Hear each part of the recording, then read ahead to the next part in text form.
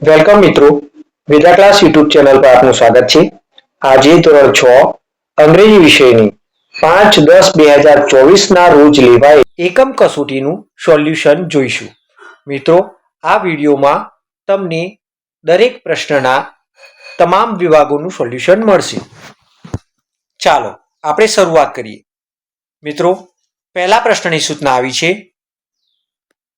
નીચે આપેલ ફકરો વાંચી તેના આધારે પ્રશ્નોના જવાબ લખો. કોઈ પણ એક વિભાગ. 5 ગુણનો આ પ્રશ્ન હતો. પહેલો પ્રશ્ન જોઈએ. How was the classroom on last Monday?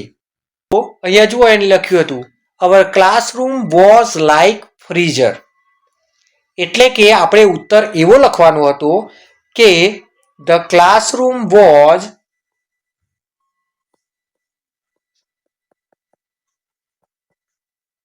Like freezer, sorry a freezer. બરાબર છે વિદ્યાર્થી મિત્રો. જુઓ મેં શું કર્યું, ખાલી ફક્ત ને ફક્ત મેં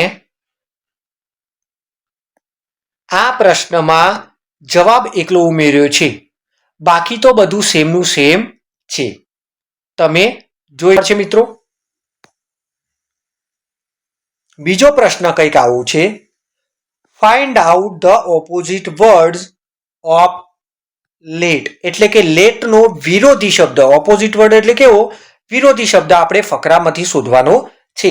આપણને ખ્યાલ હોવો જોઈએ કે લેટ એટલે શું? લેટ એટલે મોડા.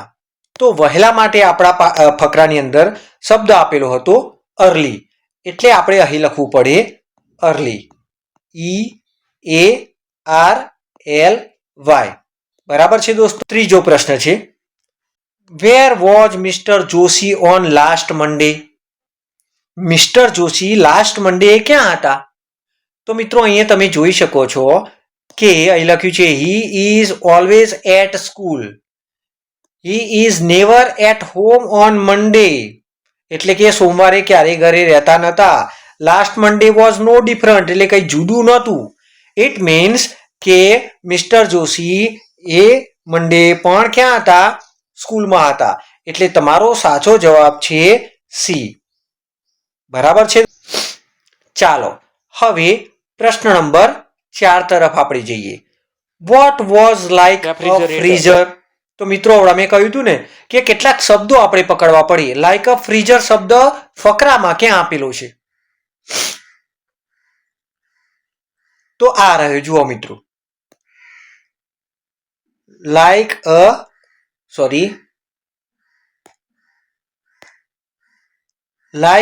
રેફ્રિજરેટર છે.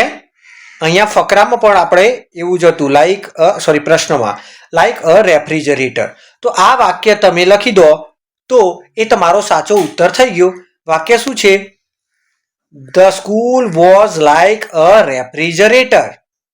હે ને? એટલે હું અહીં લખું છું. બરાબર છે મિત્રો. હા, હવે મેં શું કર્યું જુઓ. કશું જ કર્યું નથી. જે હતું તે બરાબર એમનું એમ પેલા ફકરામાંથી લખ્યું છે. કેવી રીતે કરી શકો?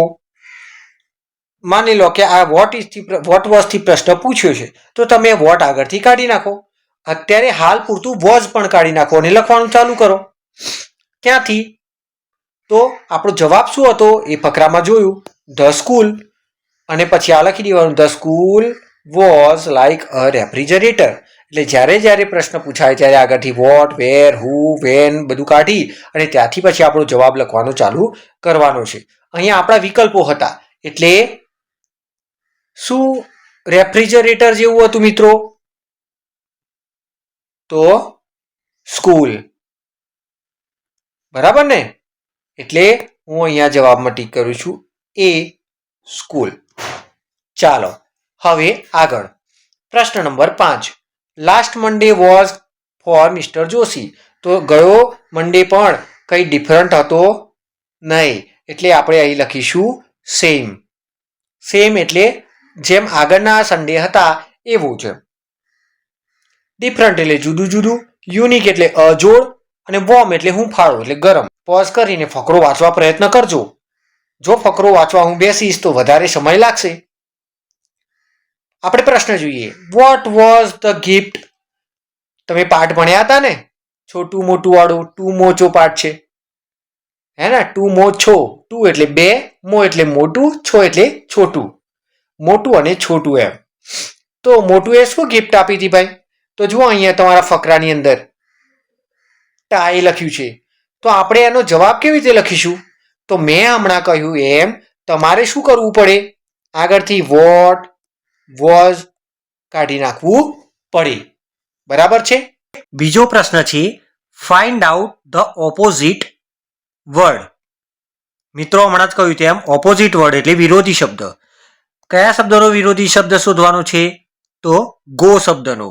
ગો એટલે જવું, તો તેનો વિરોધી અર્થ થાય છે કમ, જે આપણા ફકરામાં જ આપેલું છે. મોટું, કમ આઉટ આવ્યો તો ને શબ્દ, એ જ શબ્દ આપણો જવાબ છે. ત્યાર પછી who was not at home, એટલે કે ઘરે કોણ ન હતું? તો આપણને ખબર છે મોટું તો એને ગિફ્ટ આપવા આવ્યો હતો, છોટી એની પત્ની જે ઘરે હતી. સી વિકલ્પ છે છોટું, તો છોટું ઘરે ન હતું મિત્રો, તો આપણો જવાબ છે છોટું. પ્રશ્ન નંબર 4 તરફ જઈએ મિત્રો. મિત્રો હમણાં લખવાની ઉતાવળ કરશો નહીં, પછીથી હું આવી રીતે કન્વર્ટ કરી અને તમને બધું જ વ્યવસ્થિત મળી રહે એ રીતે લખી આપવાનો છું.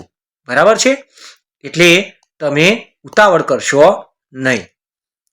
સરસ મજાનું તમને બોલ્ડ અક્ષરોમાં અને સાઇઝમાં પણ તમને યોગ્ય રીતે દેખાય એવી રીતે હું કરી આપવાનો છું, લાઈક ધીસ. ઓકે, તો તમે હમણાં લખવાની ઉતાવળ કરશો નહીં મિત્રો.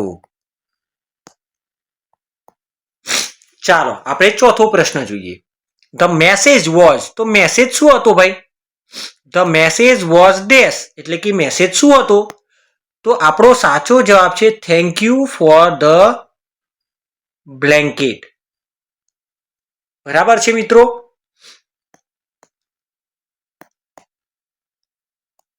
સાચો જવાબ શું છે? Thank you for the blanket.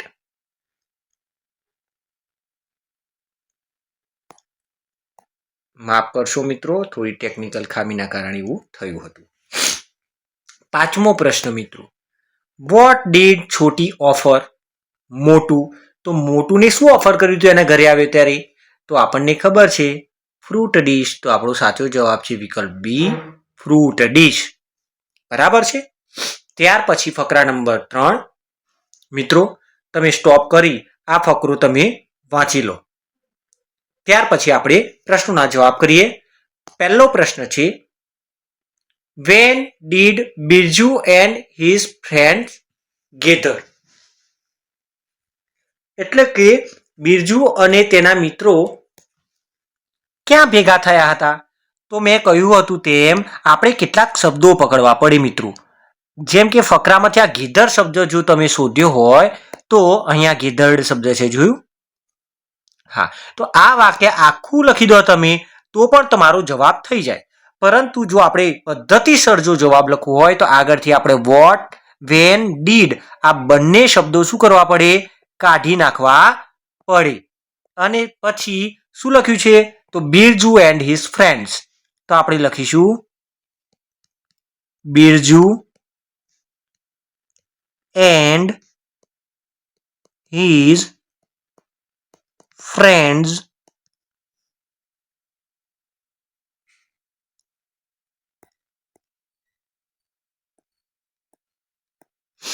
ગેધરનું ગેધડ થઈ જશે મિત્રો. એનું કારણ શું છે? તો વાક્યમાં જ્યારે પ્રશ્ન પૂછ્યો હતો ત્યારે ડીડ હતું, જે ભૂતકાળનું રૂપ હતું એ નીકળી ગયું, એટલે ક્રિયાપદનું ભૂતકાળ આપણે કરવું પડે. ક્યાં ભેગા થયા હતા? At the village.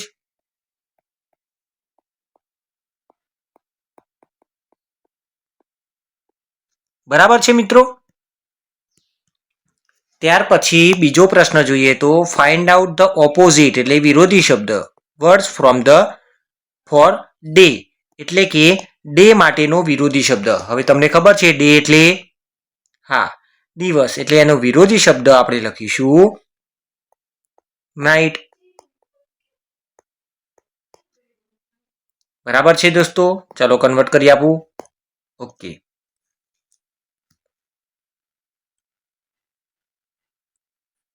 ત્યાર પછી ત્રીજો પ્રશ્ન છે મિત્રો, where did Birju and his friends hide?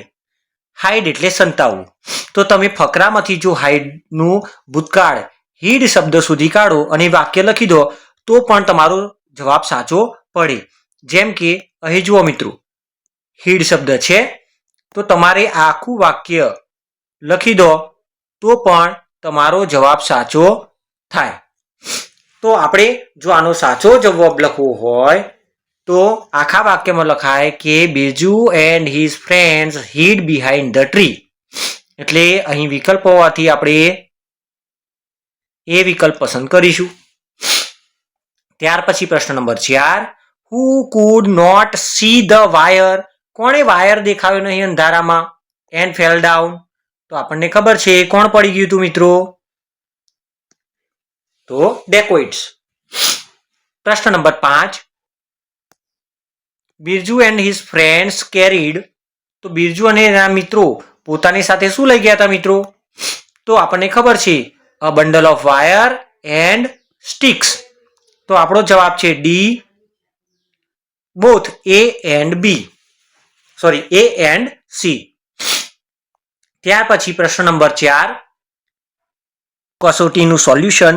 તમારી આવનારી પ્રથમ સત્રની પરીક્ષામાં ખૂબ ઉપયોગી નીવડવાનું છે, માટે તમે ખૂબ ધ્યાન રાખજો. બની શકે આમાંથી જ કોઈક ફકરો આવે અને એના પ્રશ્નોના જવાબ પૂછાય તો તમને ખૂબ ફાયદો થશે. અને મિત્રો જો મારા વિડીયોથી તમને લાભ થતો હોય તો લાઈક કરવાનું, કોમેન્ટ કરવાનું અને શેર કરવાનું ભૂલશો નહીં. ચાલો આપણે પ્રથમ પ્રશ્ન જોઈએ. પહેલો પ્રશ્ન છે, which festival do we celebrate during winter? તો વિચથી પ્રશ્ન પૂછાયો એટલે આપણે પહેલા તો વિચને કાઢી નાખીશું, સાથે સાથે ફેસ્ટિવલને પણ કાઢી નાખીશું અને આપણે લખવાનું ચાલુ કરીશું વી સેલિબ્રેટ. પછી આપણો જવાબ. તો સેલિબ્રેટ શબ્દ આપણે ફકરામાંથી શોધવાનો હતો. તો આ રહ્યો જુઓ મિત્રો. તો તમે આ આખું વાક્ય લખી દો. We celebrate Diwali, Uttarayan, Christmas, Vasant Panchami and new year during winter. બેઠો ને બેઠો આ જ પ્રશ્નનો જવાબ છે. બરાબર? ચાલો હું તમને લખીને આપું. ત્યાર પછી પ્રશ્ન number 2, find out the opposite word for cold. તો કોલ્ડ એટલે ઠંડુ. તો આપણા ફકરાની અંદર વોર્મ શબ્દ આપેલો છે એટલે આપણો સાચો જવાબ થશે વોર્મ. નહીં તો મિત્રો આમ હોટ પણ થાય, હોટ એટલે પણ ગરમ થાય, પણ આપણા ફકરામાં વોર્મ એટલે હુફાળું આપેલું છે એટલે આપણે લખવું પડે વોર્મ. બરાબર છે મિત્રો? ચાલો આગળ વધીશું હવે આપણે. When does winter start? તો વિન્ટર ક્યારે શરૂ થાય મિત્રો? તો જુઓ, સ્ટાર્ટ શબ્દ તમે શોધી કાઢો તો પણ તમને મળે સ્ટાર્ટ્સ. તો સ્ટાર્ટ્સ ક્યારે થાય છે? નવેમ્બરમાં. એટલે આપણો સાચો જવાબ છે સી, નવેમ્બર. ચોથો પ્રશ્ન, how the day in winter? Winter એટલે શિયાળો. તમને ખબર છે મિત્રો, એટલે આપણે શું લખીશું? હા, ડે કેવો છે? બ્યુટીફુલ એટલે સુંદર, એ તો હોય જ છે. લોંગર લાંબો, ખોટું. શોર્ટર ટૂંકો, હા. વોર્મ હુફાળો, ના. આપણો સાચો જવાબ શોર્ટર છે. બાકી દિવસ તો બધા બ્યુટીફુલ જ હોય છે. મિત્રો પાંચમો પ્રશ્ન, people wear dash clothes in winter. તો પીપલ વેર તો શું પહેરે છે વિન્ટરમાં? તમે શું પહેરો છો? વોર્મ એટલે હું ફાળું પહેરો છો? પણ એ તો વોર્મ એટલે તો ગરમી જ થાય ફક્ત. સ્વેટર પહેરો છો? આ પહેરીએ છીએ. વોર્મ આ તો અળસિયું. Both B and C. મિત્રો અહીં ફક્ત વોર્મ આપેલું છે અને અહીંયા સ્વેટર. તો સ્વેટર ના આવે, વોર્મ પછી પાછળ જોવું પડે કે શું લખ્યું છે, ક્લોથ્સ. એટલે આપણે સાચો જવાબ શું લખીશું, વિકલ્પ એ, વોર્મ ક્લોથ્સ. બરાબર. ચાલો પાંચમો અને છેલ્લો વિભાગ. મિત્રો ફરીથી સ્ટોપ કરો, ફકરો સરસ મજાનો વાંચી લો, પછી સૌથી વધારે સમજણ પડશે તમને. ચાલો પ્રશ્ન નંબર 5 લઈએ. Vote do we like to eat during summer? તો આ મેં કહ્યું હતું એમ, ડ્યુરિંગ શબ્દ અથવા લાઈક શબ્દ શોધી કાઢશો અંદરથી તો તમને મળી જશે. તો જુઓ આ રહ્યો લાઈક. તો વી like two enjoy ice cream and fruits like watermelon, mango, grapes, etc. બરાબર ને? એટલે આપણે આપણો જવાબ લખીશું. તો મિત્રો આપણે અહીં લખીશું વી like to eat ice cream and fruits. આગળ પણ લખી શકીએ આપણે like watermelon, mango, grapes, etc, પણ આટલું લખો તો પણ ચાલે. ચાલો ત્યાર પછીનો પ્રશ્ન number 2. Find out the opposite word for early. Early એટલે વહેલા, તો તેનો વિરોધી શબ્દ છે લેટ. ચાલો આગળ પ્રશ્ન number 3. What do we like to wear in summer? તો what do you like to wear in summer? શું તમને જીન્સ અને જેકેટ પહેરવાનું ગમે? વુલન ક્લોથ્સ ગમે, એટલે કે ઊનના વસ્ત્રો પહેરવાના ઉનાળામાં ગમે? કોટન ક્લોથ્સ એટલે કે કોટનના પાતળા કપડાં, કે બોથ એન્ડ બી? તો આપણો સાચો જવાબ છે મિત્રો, આપણને ખબર છે કે આપણે શું કરીએ છીએ ઉનાળાની અંદર, હા કોટનના કપડાં પહેરવાનું વધારે પસંદ કરીએ છીએ. એટલે આપણો સાચો જવાબ થશે સી, કોટન ક્લોથ્સ. ચોથો પ્રશ્ન. Dash are longer in summer? તો શું લાંબુ હોય છે ઉનાળામાં?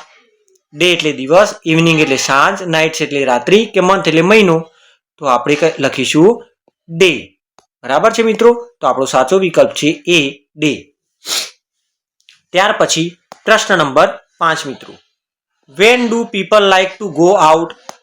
ક્યારે બહાર જવાનું પસંદ કરે છે ઉનાળામાં? તો લેટ, માફ કરશો મિત્રો, લેટ ઇવનિંગ એન્ડ નાઇટ, એટલે કે સાંજે, મોડા સાંજે જ્યારે તાપ જતો રહે ત્યારે, અને રાત્રે ફરવાનું પસંદ કરે છે મિત્રો.